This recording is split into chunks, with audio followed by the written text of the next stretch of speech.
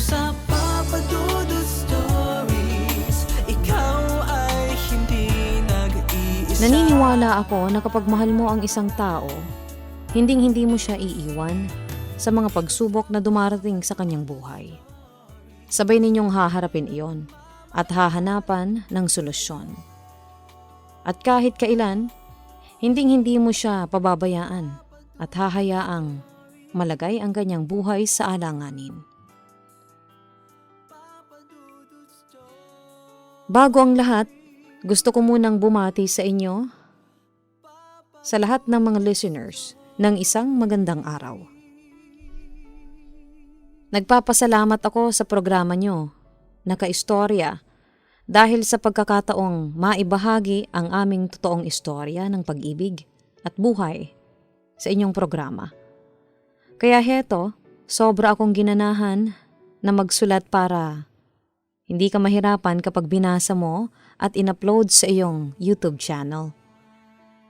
Siya nga pala, para sa mga listeners mo, Kaistorya, hayaan mo akong magpakilala.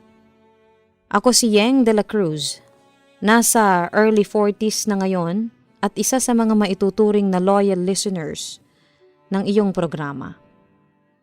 Kasama kong madalas makinig, si Elroy, ang lalaking pinakamamahal ko. Childhood sweetheart ko si Elroy. Nasa kinder pa lang kami noon, nang magsumpaan na kami ang magmamahalan habang buhay. Pinanghawakan namin ang sumpaan na iyon hanggang sa aming paglaki. Kahit kailan, hindi kami tumingin sa iba. Bagkus, nilaan lamang namin ang aming puso at isipan sa isa't isa. Kaya masasabi kong halos perpekto na ang relasyon namin. Kumusta naman ang girlfriend ko? Tanong sa akin ni Elroy habang nasa labas kami at inaabangan ng fireworks display ng isang mall. New Year's Eve kasi yon at napili naming mag-celebrate sa labas. Kasama ng iilang Pinoy na mas pinili ding mag-celebrate sa labas ng kanilang bahay kasama ng kanilang pamilya. Eto, masaya kasi kasama ko ang boyfriend ko na magse-celebrate ng bagong taon. Natatandaan kong sagot sa kanya. Pagkatapos noon ay ipinakita sa akin ni Elroy ang mga dala niyang pagkain na nasa 2 picnic basket. Natuwa ako kasi marami iyon at talagang pinaghirapang lutuin ng boyfriend ko para may mapagsaluhan kami kahit na nasa seaside kami ng mall nagse-celebrate. Siya nga pala, nasaan ang mga magulang mo? Nasa probinsya, doon sila magbabagong taon. Hindi na ako sumama sa kanila kasi alam mo na, nakakapagod. Ang layo ng Sorsogon eh. Sagot ko sa kanya. At saka, ang totoong dahilan kaya hindi ako sumama ay para makasama ko si Elroy. Ang mga magulang at kapatid mo, bakit di silang kasama mo ngayong bagong taon? Tanong ko naman sa kanya. Nasa probinsya din sila. At saka, nagdo-dorm lang naman ako kaya may excuse akong huwag sumama sa probinsya. Tsaka syempre, gusto kong makasama ang girlfriend ko ngayong New Year. Ito kaya ang unang bagong taon natin bilang magkarelasyon. Natutuwang wika niya sa akin. Sana magtagal ang relasyon natin, no? Sabi ko naman sa kanya habang punong-puno ng pag-asa ang parating na bagong taon. Syempre naman, bakit? Sa palagay mo hindi tayo magtatagal? Panunubok niya sa akin. Hindi naman sa ganoon. Basta ang wish ko talaga, sana tayo na. Yung habang buhay tayong magkasama at magmamahalan. Hiling ko noong gabing iyon. Basta heto ang tatandaan mo. Mahal ko. Kahit anong mangyari, ikaw pa rin ang kaisa-isang babaeng mamahalin ko. Yun naman ang ipinangako sa akin ng boyfriend ko.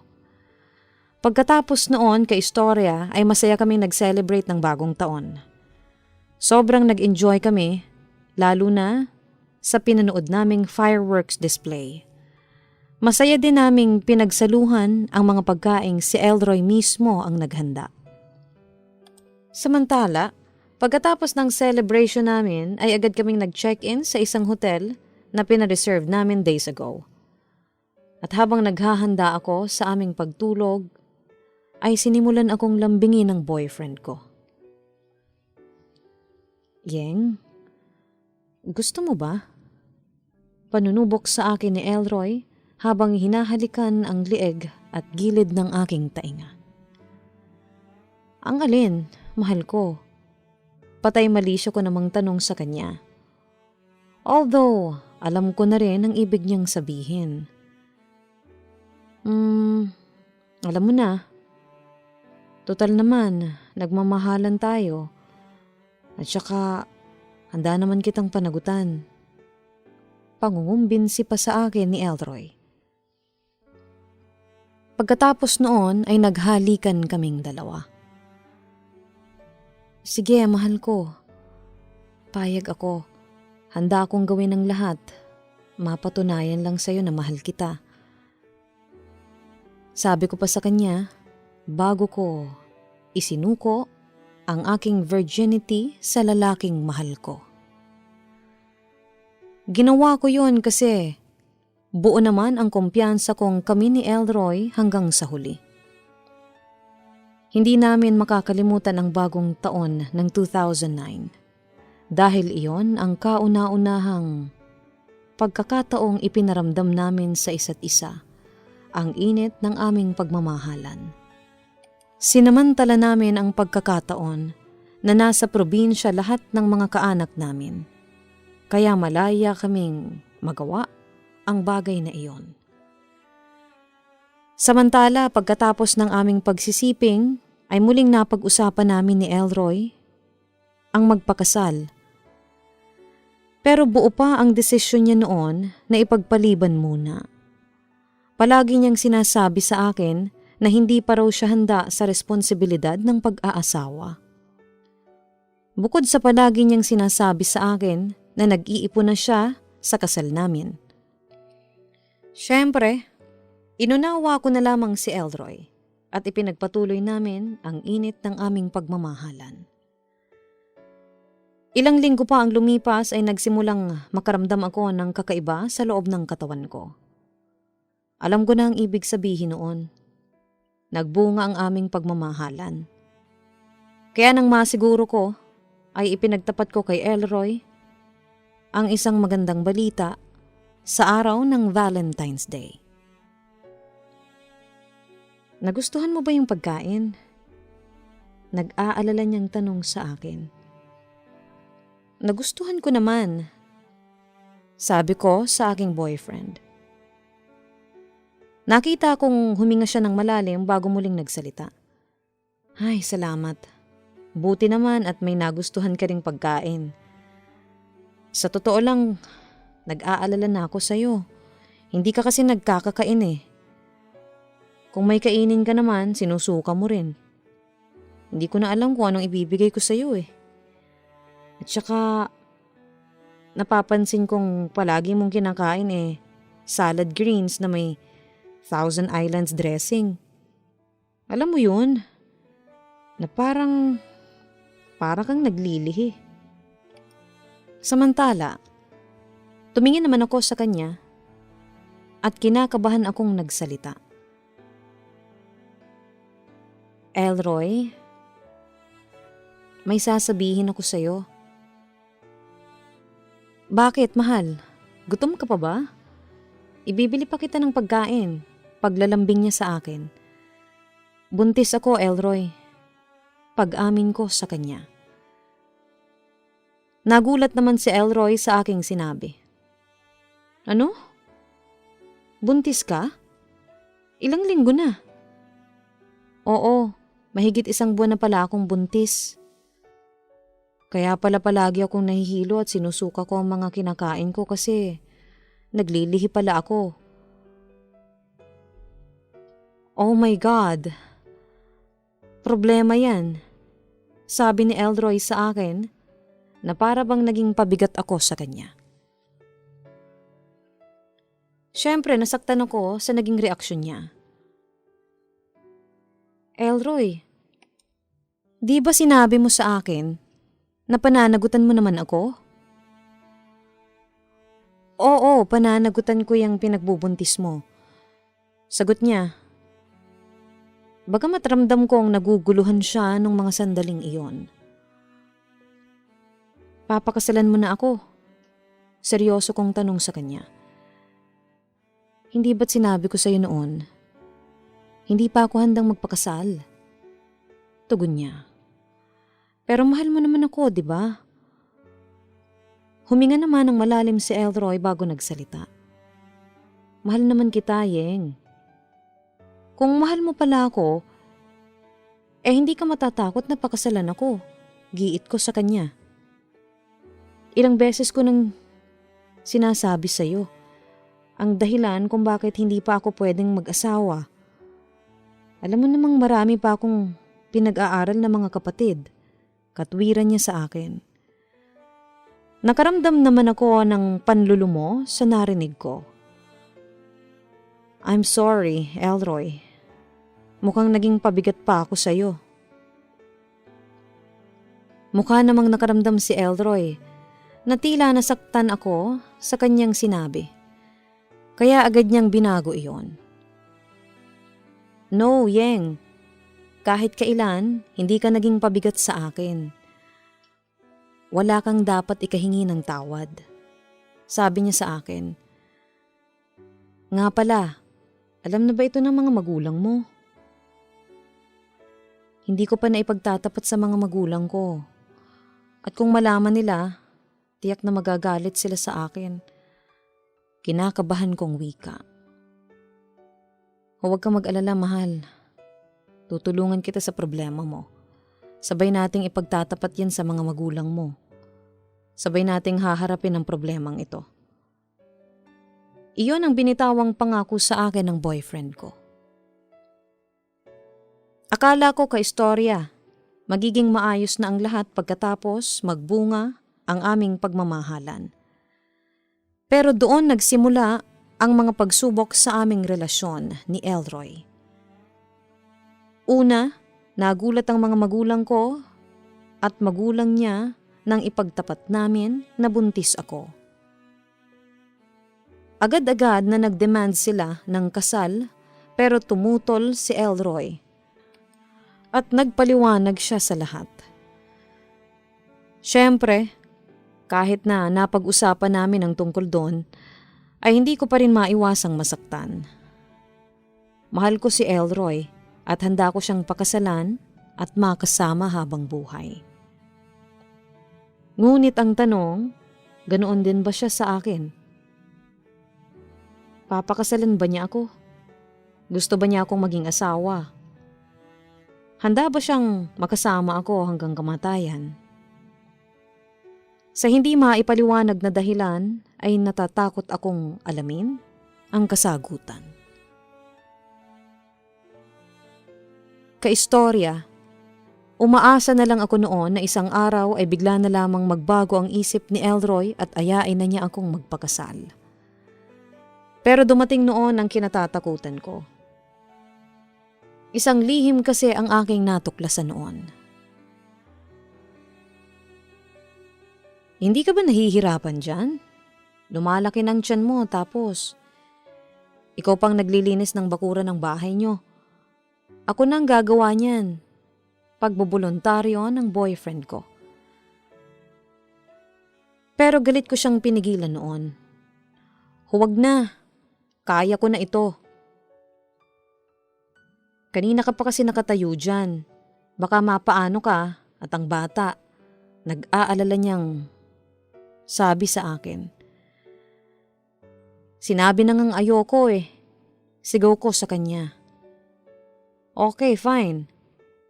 Teka, Nasaan na ba ang mga magulang mo? Seryosong tanong niya sa akin. Nasa probinsya sila kasi mahal na araw ngayon. Pabalang nasagot ko. Teka, galit ka ba sa akin? Napapansin ko kasi na palagi kang nakaangil sa akin. May nagawa ba ako sa iyong kasalanan? Kumpronta sa akin ni Elroy. Wala. Kaya pwede ba? Umalis ka nga sa harapan ko kasi naaasar ako sa'yo. Sabi ko sa kanya. Yeng, kung galit ka sa akin, sabihin mo naman kung anong dahilan. Demand niya sa akin. Dahilan?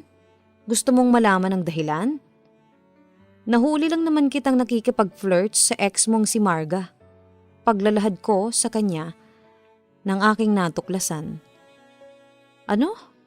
Nakikipag-flirt? Yeng, binati lang ako ng tao at wala namang masama doon. At saka may asawa na si Marga. Katwiran niya sa akin. Kahit na, alam ng lahat ng nakakakilala sa atin na may girlfriend ka na. At buntis iyon. Tapos makikita ka nilang may kasamang ibang babae. Ano na lamang ang iisipin nila sa'yo? Sabi ko.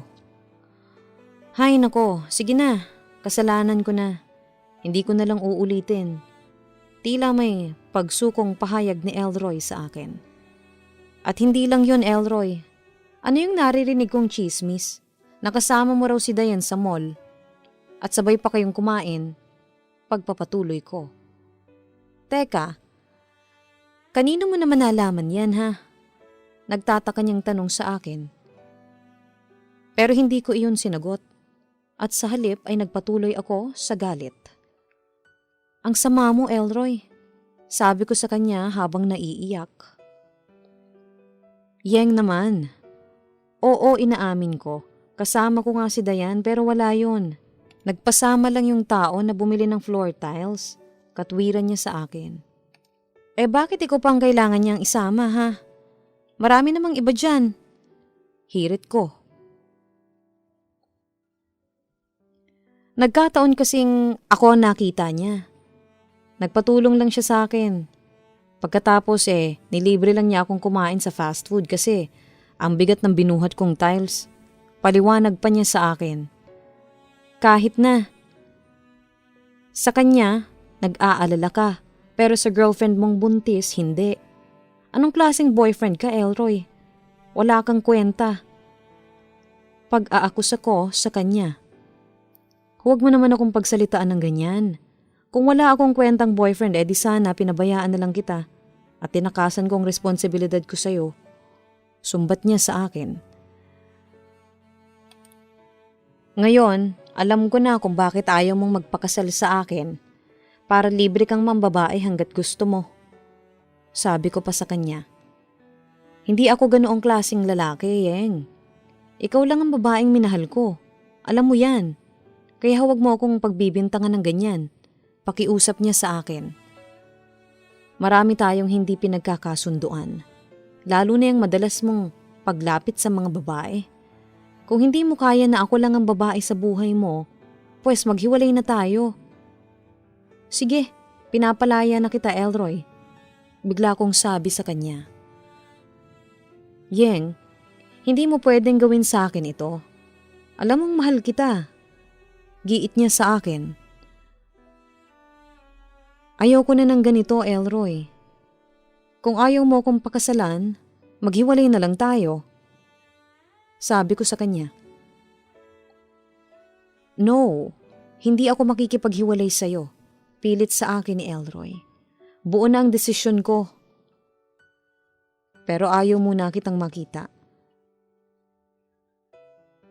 Iyon ang huli kong sinabi sa kanya nung araw na yon. Kaistorya, hindi naman sa nagseselos ako. Pero nakapansin ako noon ng kakaiba kay Elroy. Naging malamig na siya sa akin. Bukod doon, nagsimula na rin siyang tumingin sa iba. Kaya hindi ako nagdalawang isip noon na makipaghiwalay muna. Bagamat ako ang nag-insist na hiwalay na kami, iyak ako ng iyak noon. gusto kong mang makipagbalikan kay Elroy, pinipigilan ko ang sarili ko dahil gusto kong ma-realize niya ang kahalagahan ko sa kanyang buhay. Kaistorya, yung inaasahan ko na mangungulit siya sa akin at makikipagbalikan sa akin ay hindi nangyari. Para bang hindi niya na-realize ang kahalagahan ko sa kanya. Masakit, pero pilit kong tinanggap sa sarili ko noon na baka nga hindi talaga kami ang para sa isa't isa. Noong mga panahong iyon, na-realize ko, totoo pala ang sinasabi ng iba na hindi basihan ang haba ng pinagsamahan sa isang matatag na relasyon. Matagal ang inabot ng relasyon namin ni Elroy. Pero sa isang iglap ay biglang nawala ang pinagsamahan namin. Masakit kasi ang mahal ko pa rin siya. Yun nga lang, kailangan kong tanggapin na wala na kami. Besides, marami pa naman ang nagmamahal sa akin. Ang pamilya ko na palaging kasama ko kapag may problema ako. Bukod doon, may anak pa ako na pwede kong pagbalingan ng aking atensyon. Samantala, kahit nahiwalay na kami ni Elroy, ay hindi siya nakalimot sa obligasyon niya para sa akin at sa kanyang anak. Patuloy pa rin niya akong sinusuportahan hanggang sa araw ng aking panganganak.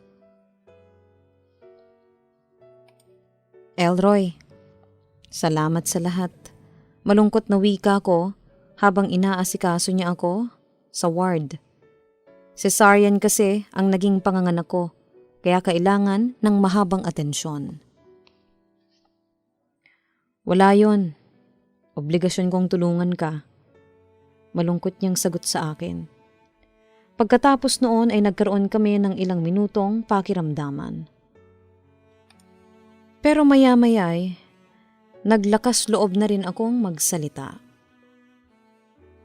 I'm sorry kung naging malupit ako sa'yo. Nakipag-break ako sa'yo nang walang dahilan. Huwag kang mag-sorry sa akin. Kasalanan ko din naman yun. Sabi na lang niya sa akin. Para bang ayaw na niyang pag-usapan pa yon. Siguro, iniisip niya na baka makasama pa yon sa kalagayan ko. Lalo na't cesarean ako. Alam mo ba, Elroy? Sobra akong nangulila sa'yo simula nung nakipag-cool off ako sa'yo at nauwi sa breakup natin. Pinagsisisihan ko yon. Naging makasarili ako at naging selosa habang wala akong pakialam sa mga nararamdaman mo. Hindi ko inisip kung nasasaktan na kita. Elroy, mahal na mahal kita. Magsimula tayong muli. Naiiyak kong sabi sa kanya. Halos magmakaawa ako sa harap niya. Bumalik lamang siya sa akin. At binaliwala ko kahit pa nabawal akong magsalita masyado. Dahil kaka-opera lamang sa akin. Yeng, patawad, pero may gustong sabihin si Elroy sa akin pero nahihirapan siyang ituloy. Bakit? Di bang sabi mo sa akin mahal mo ako, Elroy? Mahal mo pa ba ako? Tanong ko sa kanya. May iba na akong girlfriend. Si Dayan. Pag-amin niya sa akin. Nanlumo naman ako sa aking narinig mula sa kanya. Elroy, please, huwag mo namang gawin sa akin to. Pagmamakaawa ako sa kanya. Huwag ka namang umiyak, Yeng. Makakasama sa'yo kasi kaka-offer mo lang. Papasukin ka ng lamig. Papasukin ng lamig yung buong katawan mo. Babala pa niya sa akin habang pinapatahan niya ako. Ngunit nagpatuloy lamang ako. sa pagsasabi sa kanya na nasasaktan ako. Oo, maaaring nakipag-break ako sa'yo noon. Pero it doesn't mean na hindi na kita mahal. Elroy, ikaw lang ang lalaking minahal ko. Samantalang ikaw, pinaniwala mo ako na mahal mo ko. Kakahiwalay pa lang natin. Nakahanap ka agad ng babaeng ipapalit sa akin? Ang sakit noon, Elroy. Iyon ang sinabi ko sa kanya. Yeng, patawarin mo ako. Di ko gustong saktan ka. Aaminin ko sa'yo. Kaya hindi kita inalok ng kasal noon, hindi dahil sa nag-iipon ako ng pera o sa pagpapaaral sa mga kapatid ko, kundi naguguluhan ako sa nararamdaman ko para sa'yo. Malaki ang pagkakasala ko sa'yo kasi pinaasa kita na tayo magsasama sa huli. Binuntis kita kahit na ganito ang nararamdaman ko sa'yo. Sa totoo lang, nakokonsensya na ako. Hindi ko dapat ginawa ito. Hindi ko dapat sinira ang buhay mo. May halong pagsisising wika ng ex-boyfriend ko sa akin. Please, huwag ka nang umiyak. Sige, pipigilin ko ang luha ko para sa anak ko. Matapang na sabi ko sa kanya habang nagpupunas ako ng luha sa aking mga mata. Huwag kang mag-alala, Yeng. Pananagutan ko pa rin ang anak natin. Pangako naman niya sa akin. Mahal mo ba talaga si Dayan, ha, Elroy? Masinsinang tanong ko sa kanya. Hindi ko alam, Yeng. Naguguluhan din ako sa nararamdaman ko sa kanya. Hindi ko rin alam kung siya na ba talagang mahal ko o hindi. Sagot niya sa akin. Ako? Wala ka ba talagang natitirang pagmamahal sa akin? Hindi ko rin alam. Gulong-gulo na ako. Sa puntong yon ay si Elroy naman ang napaiyak sa harapan ko. Sige, Elroy. Kung saan ka masaya, bahala ka. Ayaw kong ipagsiksikan ang sarili ko sa taong pinaasa lang ako. Kung masaya ka sa piling ni Dayan, sige lang. Kung masaya ka, kahit na iwanan mo kami ng anak mo, ikaw na ang bahala. Sino ba ako para pigilin ka? Simula ngayon, tapos na ang ugnayan natin.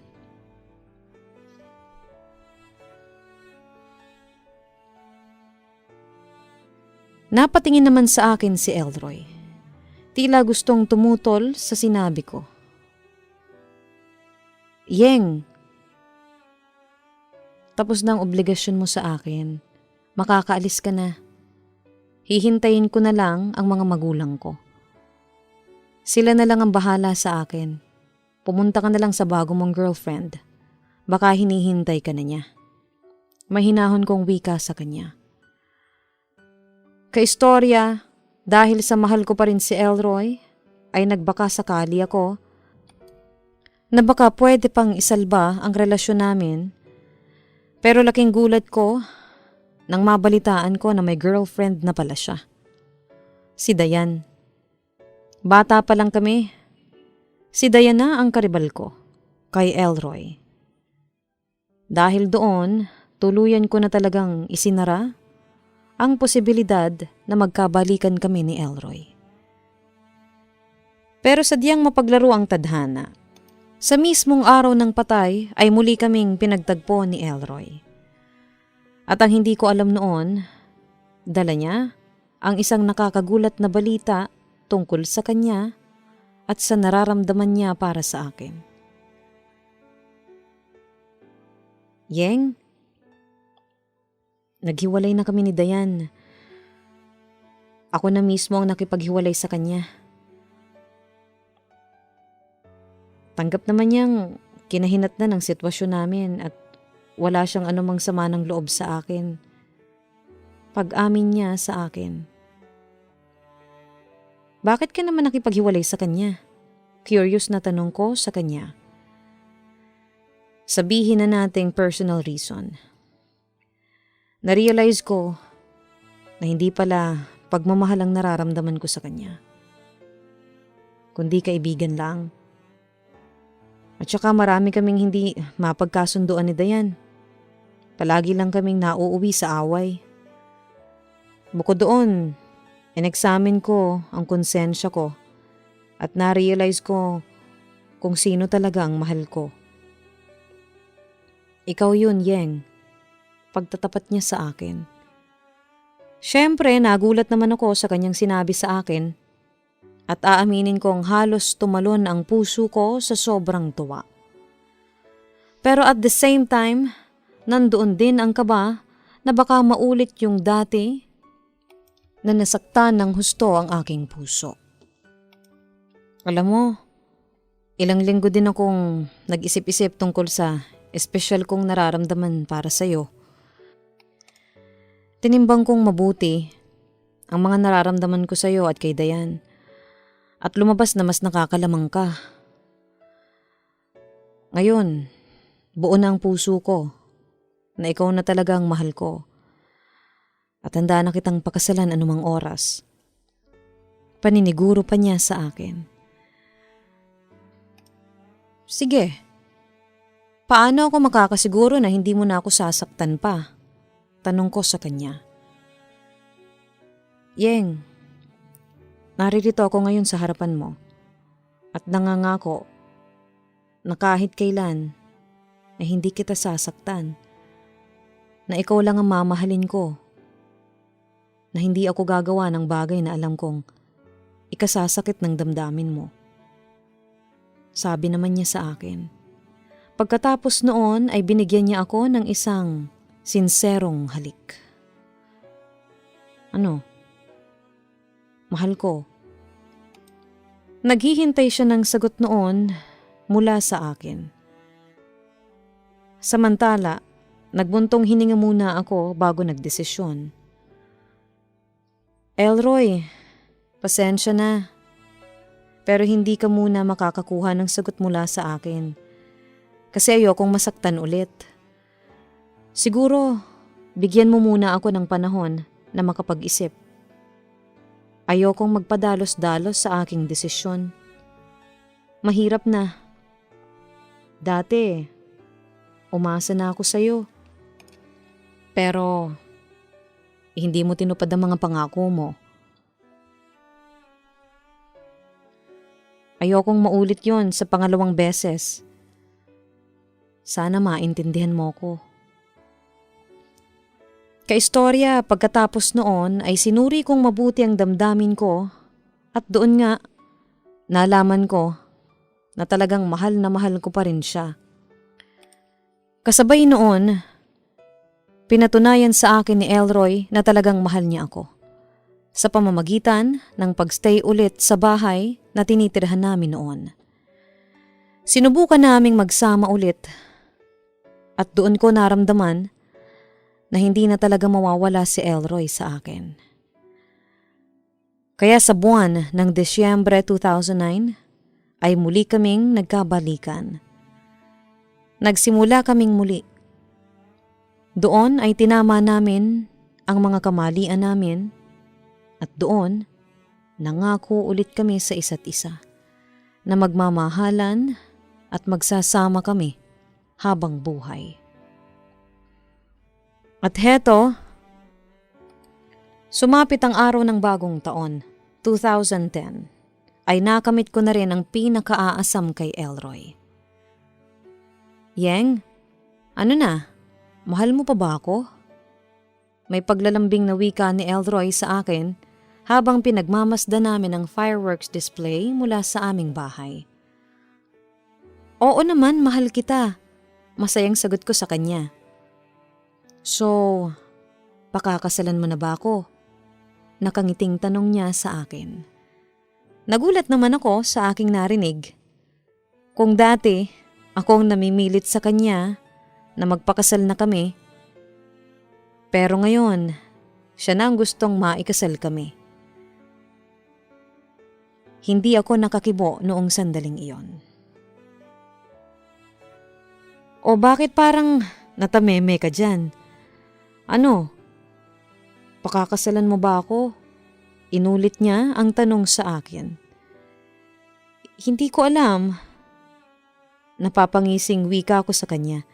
Gusto ko lang siyang subukan noon. Anong hindi mo alam? Yang naman, akala ko mahal mo ko. Kung mahal mo ko pakakasalan mo ko, wika niya. Sa puntong yon ay natawa na lamang ako sa kanyang reaksyon. Dahil mahal kita. Sige na nga, pakakasalan na kita. Masayang sagot ko sa kanya. Talaga? Yeng? Pakakasalan na ako ng girlfriend ko? Kailan mo gusto magpakasal tayong dalawa? Nasasabik na wika ni Elroy. Bahala ka kung kailan ka handa. Talaga? Kung gusto mo, bukas na bukas din magpakasal tayo. Excited niyang wika. Grabe, baka walang magkasal sa atin sa City Hall kung bukas tayo magpakasal. Holiday kaya? Natatawa kong paalala sa kanya. Oo nga pala. Di sa susunod na araw, mungkahi niya sa akin. Hindi ka excited, no? Mabilis siyang nag-response sa sinabi ko. Sino bang hindi ma-excite? Yeng, matagal ko nang gustong makasama ka. Itong darating na taon, sana maging memorable ito para sa atin. Payakap nga, mahal ko. Pagkatapos noon, ay masaya kaming nag-celebrate ng bagong taon. Punong-puno ng pag-asa sa susunod na yugto ng aming buhay. Iyon na ang pinakamasayang bagong taon ko. Hindi ko makakalimutan ang taong 2010 dahil doon kami nag-isang dibdib ni Elroy. Simula noon, naging masaya na kami at naging larawan ng isang almost perfect na pamilya. Lumipas ang 12 taon, 2 na ang anak namin. Sina Adrian at Ryan. Samantala, araw-araw ay lalong tumitibay ang pagmamahala namin. Kahit na minsan ay dumarating ang pagsubok sa aming relasyon. Sa iyo, kaistorya, at sa mga staff ng iyong programa, maraming salamat in advance sakaling piliin mong basahin ang aking sulat sa iyong programa. Magandang gabi sa inyong lahat. Lubos na gumagalang, Yeng. Kahit ang pag-ibig talaga puno ng sorpresa at pagsubok, minsan masaya, minsan malungkot. May pagkakataong sweet at mayroon ding pagkakataon na nagkakainisan kayo. Normal lamang iyan sa dalawang taong may relasyon. Pero tandaan natin na kahit pa puno tayo ng pagsubok sa buhay, mananaig at mananaig din ang pag-ibig. Respeto at pag-unawa sa mag-asawa o magkarelasyon. Ang kwento ni Yeng ang isa sa patunay na ang pag-ibig ay hindi lamang puro saya at sweet memories. Mayroon ding misunderstandings. Ganun pa man, pinatunayan nila ni Elroy na sa huli, hindi matatalo ng anumang pagsubok ang pag-iibigan nilang dalawa. Kaya, huwag susuko sakali mang dumaraan sa matinding pagsubok ang inyong relasyon. Tandaan, faithfulness is the key. Muli, maraming salamat sa iyo, Yeng, sa pagbabahagi mo ng iyong kwento. God bless sa iyong buong pamilya. Ang buhay ay mahiwaga, laging may lungkot at saya. Sa Papa Dudut Stories, laging may karamay ka.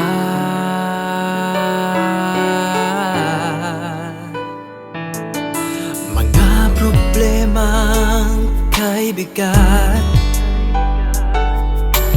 dito ay pakikinggan ka.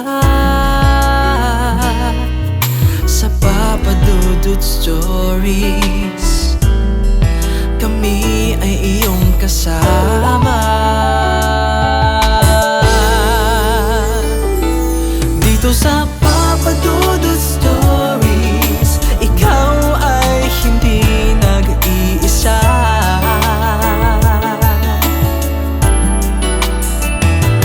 Dito sa Papa Dudut Stories, may nagmamahal sa'yo. Papa Dudut Stories. Papa Dudut Stories.